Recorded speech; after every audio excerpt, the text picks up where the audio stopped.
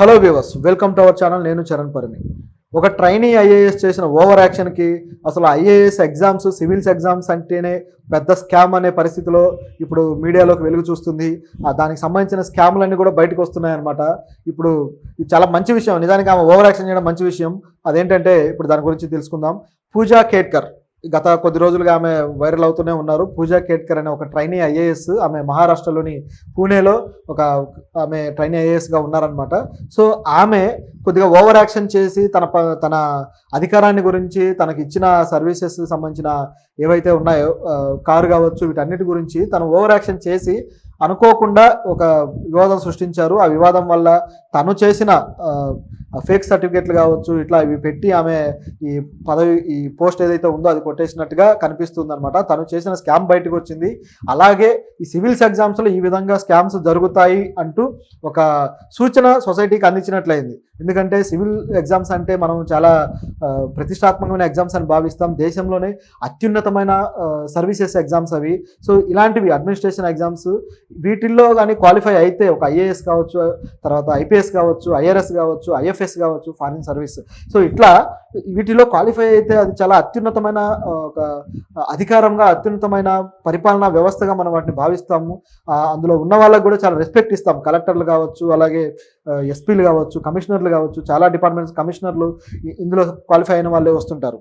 So ఇంత అద్భుతమైన అధికారం, ఇంత అద్భుతమైన ఎగ్జామ్స్కి సంబంధించి చాలా కష్టపడతారనమాట. దేశంలో ఎంతోమంది, ఎన్నో ప్రాంతాల నుంచి లక్షల మంది రాసి అందులో క్వాలిఫై అయ్యే వాళ్ళు చాలా తక్కువ మంది ఉంటారు. సో వేళ్ల మీద లెక్క పెట్టవచ్చు అనమాట. ఇందులో దాదాపు 25 సర్వీసులు పైన ఉన్నాయి. ఐఏఎస్, ఐపీఎస్లో, ఐఎఫ్ఎస్ఏ కాకుండా దాదాపు 25 సర్వీసులు ఉన్నాయి. అయితే ర్యాంకింగ్స్ ప్రకారం వీటిని ఇస్తూ వస్తుంటారనమాట. సో ఆ విధంగా ఈమెకి దాదాపు 885 అనుకుంటాను ఆ ర్యాంకు. సో ఈ ర్యాంక్లో వచ్చిన ఆమెకి ఇప్పుడు ఐఏఎస్గా ఈమెకి పోస్టింగ్ వచ్చింది. అసలు ఈ ర్యాంక్లో ఐఏఎస్గా పోస్టింగ్ రావడం సాధ్యమా? ఈమె ఉన్న పొజిషన్ ఏంటి, ఈమె సర్టిఫికేట్స్ ఏంటి అనేది కూడా కొన్ని అనుమానాలు వచ్చాయన్నమాట. అయితే ఈ అనుమానాలు నివృత్తి చేసేలా ఇప్పుడు కొన్ని విషయాలు బయటకు వచ్చాయి. ఇవి బయటకు రావడానికి ఈమె చేసిన పిల్ల చేష్టలు లేదా ఈమె చేసిన ఓవర్ యాక్షనే కారణం అవడం ఇక్కడ మనం గమనించాల్సిందన్నమాట. ఈ పూజా కేట్కర్ ఏం చేశారనేది చూస్తే, కొద్ది రోజులుగా ఆమె నాకు ఒక క్యాబిన్ ఇవ్వండి సపరేట్గా నేను కూర్చోవడానికి అని చెప్పేసి ఆమె వాదిస్తూ వచ్చారు. అలాగే తన కారు ఏదైతే ఉందో తన కారు మీద ఎర్రబుగ్గ పెట్టుకుంటానని చెప్పేసి ఆమె చెప్తూ వచ్చారనమాట. డిమాండ్ చేస్తూ వచ్చారు డిపార్ట్మెంట్ని.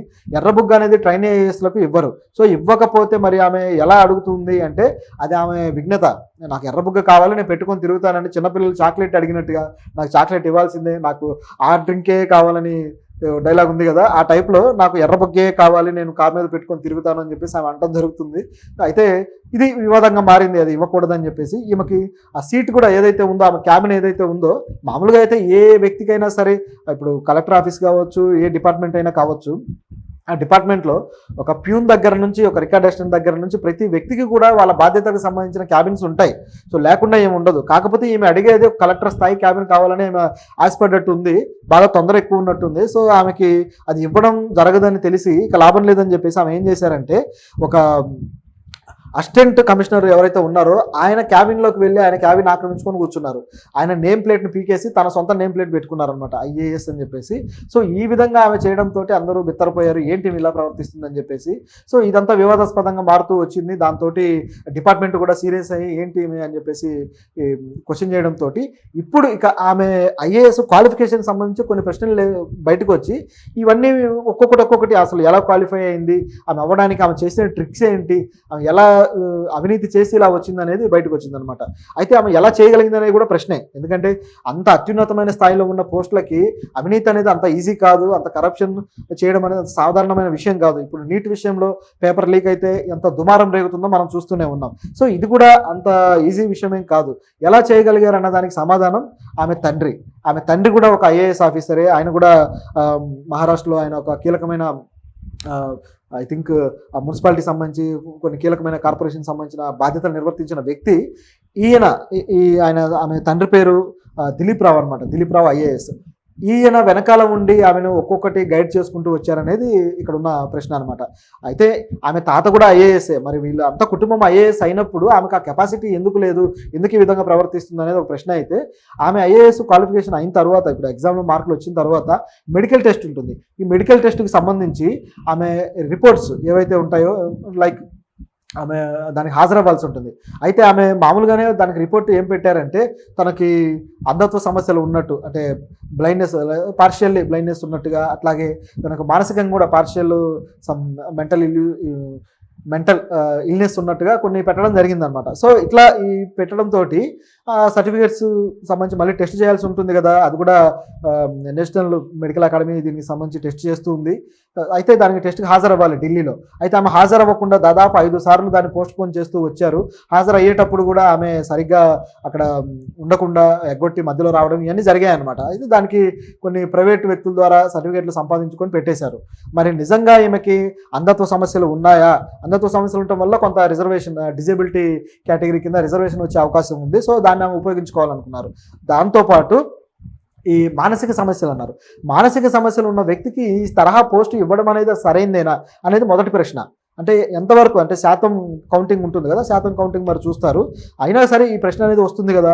మానసిక సమస్యలు ఉన్న వ్యక్తి ఇట్లా ప్రజల్ని మొత్తం ఒక జిల్లాని పరిపాలించే పోస్టులో ఉండి ఏం పరిపాలిస్తారు? వాళ్ళ నిర్ణయాలు ఏ విధంగా ఉంటాయి? చూస్తుంటే ఇప్పుడు చేసిన ఈమె అల్లరి కానీ, ఈమె గొంతెమ్మ కోరికలు కానీ ఇవన్నీ మానసిక సమస్య పర్యవసానాలేనా అనిపిస్తుంది.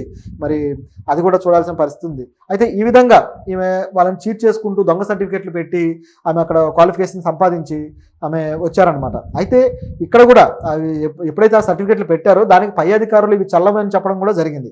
ఇవి చల్లవు అన్నప్పుడు ఆమె ఆగిపోవాలి కదా, కానీ ఆగలేదు. ఆమెకు పోస్టింగ్ ఇవ్వడం జరిగింది. ఇవి చల్లవు అని చెప్పిన తర్వాత, వాటిని కొట్టేసిన తర్వాత పోస్టింగ్ ఎలా వచ్చింది, పూజా కేట్కర్ పోస్టింగ్ ఎలా సంపాదించారు అనేది చూస్తే దాని వెనక ఆమె తండ్రి ఉన్నారనేది క్లియర్ అనమాట. సో ఆమె తండ్రి ఆయన ట్వీట్లు కూడా పెట్టడం జరిగింది. నిన్న చూస్తే నా కూతురు తను కూర్చోవడానికి ఒక ప్లేస్ అడిగితే తప్పేంటి అని చెప్పేసి ఆయన దబాయిస్తున్నాడు అనమాట. ఇప్పుడు ప్యూన్కే ప్లేస్ ఇచ్చినప్పుడు ఒక అసిస్టెంట్, ఒక ట్రైనీ కలెక్టర్కి ప్లేస్ ఎందుకు ఇవ్వరు? ఆయనకు తెలీదా? ఆయన కలెక్టర్గా చేసిన వ్యక్తి ఆయనకు తెలీదా? ఎట్లా అంటే ఓబీసీగా క్రిమిలేయర్ సంబంధించి తను సర్టిఫికేట్ సంపాదించి పెట్టడం జరిగింది. తనకి ఏ ఆదాయం లేదు, నేను ఇంకా క్రిమిలేయర్ సెక్టార్లోనే ఉన్నానని చెప్పి చూపించుకోవడం అంటే బాగా తక్కువ ఆదాయం ఉన్న వ్యక్తిగా చూపించుకోవడం జరిగింది. సో ఇది కూడా ఓబీసీ కేటగిరీ కింద తనకు కొంత రిజర్వేషన్ అమలయ్యే అవకాశం ఉందన్నమాట. కానీ ఆమె తండ్రికి దాదాపు 40 కోట్ల ఆస్తి ఉంది. సో ఆమె అంత ఆస్తి ఉన్న కుటుంబం నుంచి వచ్చిన వ్యక్తి కదా, పైగా ఆమె ఆడి కారు వాడుతున్నారు. సో ఇంత కాస్ట్లీ కారు వాడుతూ ఉన్నారు, ఈ ఆస్తి ఉంది. అలాగే ఆమె కొన్ని ఫ్లాట్స్ కూడా ఉన్నాయి, ఒక లగ్జరియస్ ఏరియాలో ఫ్లాట్స్ కూడా.